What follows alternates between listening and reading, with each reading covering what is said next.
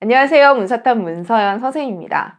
이번 시간에는 선생님의 개념 완성 강의에 이은 두 번째 심화 버전의 강의, 바로 일지생윤 킬러 주제 9에 대해 알아보는 시간 가져보려고 합니다. 원래대로라면 선생님의 이 개념 완성 강의가 2월 말에 전부 다 끝나고 3월 초에 이 심화 버전이 시작이 됐었어야 돼요. 근데 2월 말에 코로나 때문에 이 휴원이 계속 이어지는 게 지금까지도 선생님의 노량진 강의, 대치동 강의가 계속 다 이루어지지 않고 있거든요. 그러다 보니까 이 심화 버전 자체는 아예 스튜디오 강의로 업로드되는 것으로 결정되었습니다.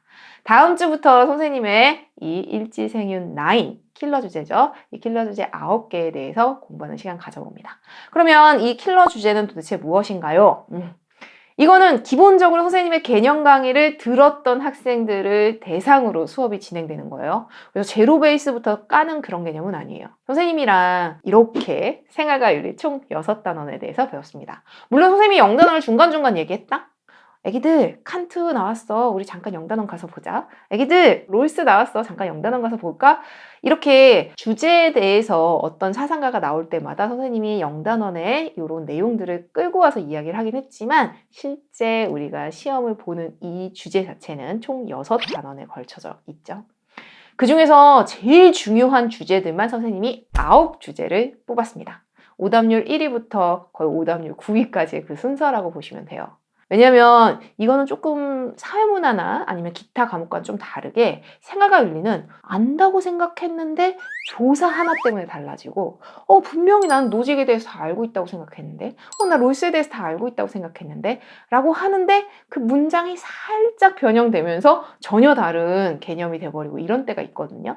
그래서 선생님과 하나하나를 꼼꼼하게 보는 시간이라고 생각하시면 됩니다. 이 총 6단원의 주제 중에서 어떻게 9개를 골랐느냐? 따란! 이렇게 총 9주제를 선생님이 선별했습니다. 물론 제일 중요한 게 먼저죠. 첫 번째, 자연윤리, 환경윤리입니다. 자연윤리, 환경윤리 자체를 선생님 개념 완성 강의에서 되게 딥하게 다뤘어요. 근데 이거는 내용 자체에 대한 설명이 훨씬 더 컸단 말이야. 혹시 기억나시나요? 선생님의 개념 강의의 그 시작? 이 영상? 기억나나요? 네, 바로 이거. 저희 선생님의 고양이가 강아지를 때리는 바로 이 영상. 왜 이게 제일 먼저 선생님이 애기들에게 보여주고 시작을 하느냐? 이해했으면 좋겠어. 우리는 도덕행위의 주체와 도덕 고려의 대상을 구분해야 돼.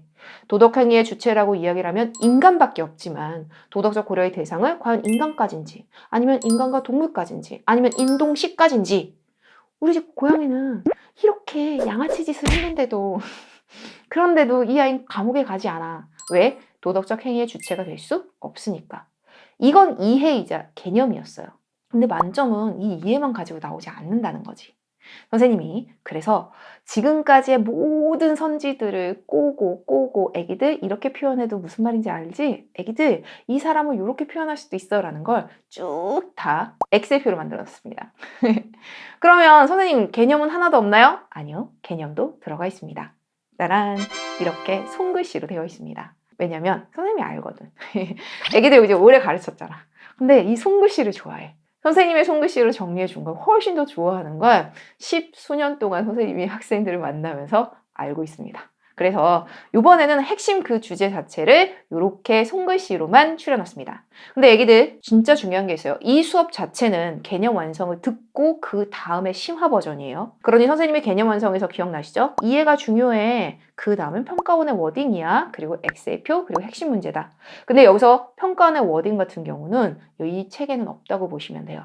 왜냐면 이건 다 나열식의 문장이었잖아. 그건 개념 완성 편으로 다시 돌아가셔서 일지생윤 개념 완성 그 책을 참고하시면 됩니다. 여기는 사상가별 어떠한 주제별의 특징적인 핵심적인 내용들만 선생님이 이렇게 손글씨로 넣어놓은 거예요.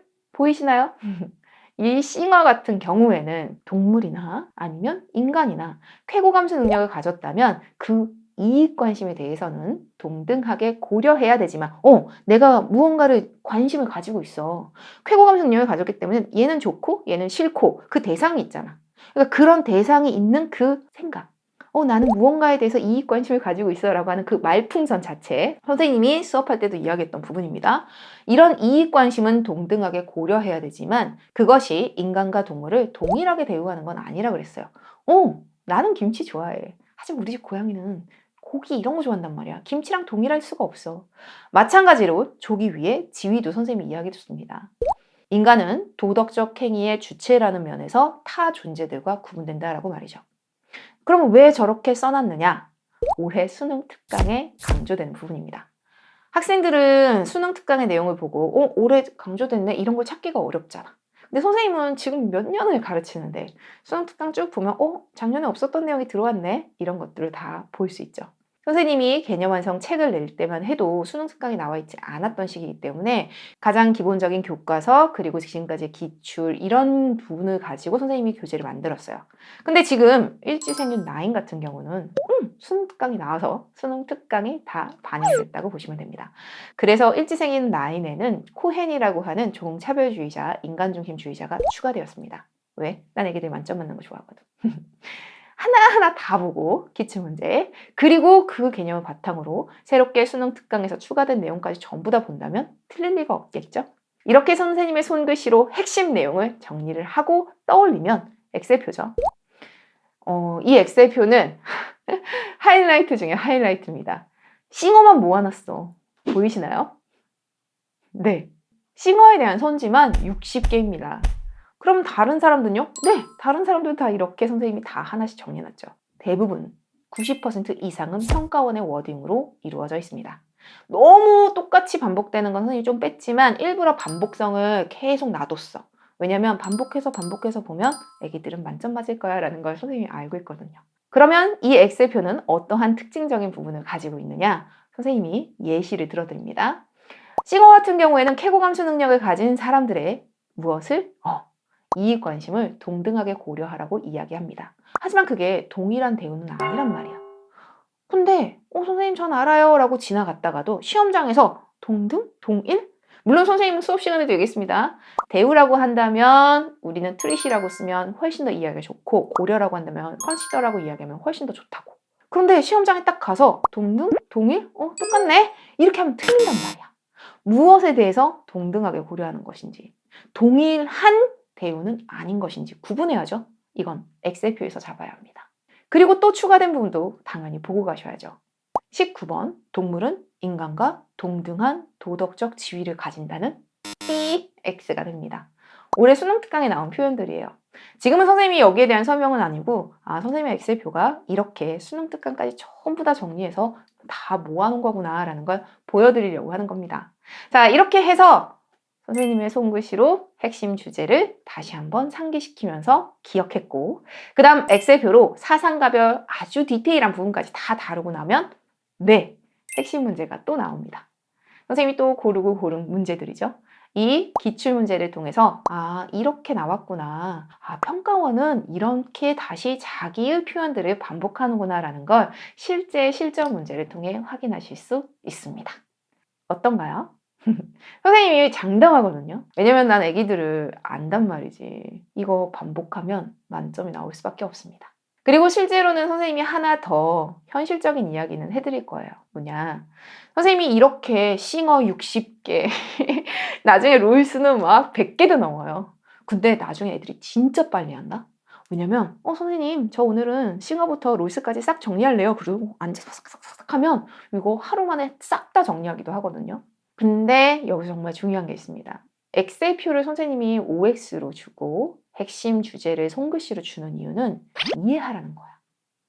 더 디테일한 부분을 더 꼼꼼하게 봐서 이 싱어가 진짜 무엇을 얘기하고 있는지를 이해하라는 겁니다. 왜냐? 평가원은 지금까지 나오지 않았던 선지로 학생들에게 보여주고 이 내용이 뭐게 이거 맞아 틀려라고 물어보려고 노력합니다. 그러니 수능장에 갔었을 때 뭔가가 어색할 수 있어. 처음 보는 용어들이 나올 수 있죠. 하지만 이렇게 꼼꼼하게 디테일하게 이 사상가의 내용들을 전부 다 알고 가고 이런 OX를 통해서 개념 자체를 탄탄하게 만들어 놓으면 어떤 변형의 표현들이 나온다고 할지라도 애기들은 답을 고를 수 있을 겁니다. 선생님의 경험으로 장담합니다. 그런데 여기서 또 중요한 건 이렇게 OX만 하는 것뿐만이 아니라 셀프 엑셀 표를 통해서 아기들이 스스로 자기만의 오답 노트를 만드는 게 더 중요합니다. 왜냐면 남들은 싱어가 쉽대. 근데 나는 롤스가 쉬워. 나는 오히려 싱어가 어려워. 이럴 수 있거든. 자기가 어려워했던 거, 자기가 헷갈렸던 것만 추려서 셀프 엑셀표를 만들게 되면 그 자체가 최고의 문제집이자 최고의 복습 노트가 될 겁니다. 자, 이렇게 해서 선생님과 함께 일지생윤 9 어떻게 이루어져 있는지 함께 살펴봤습니다. 근데 주제를 얘기 안 했네.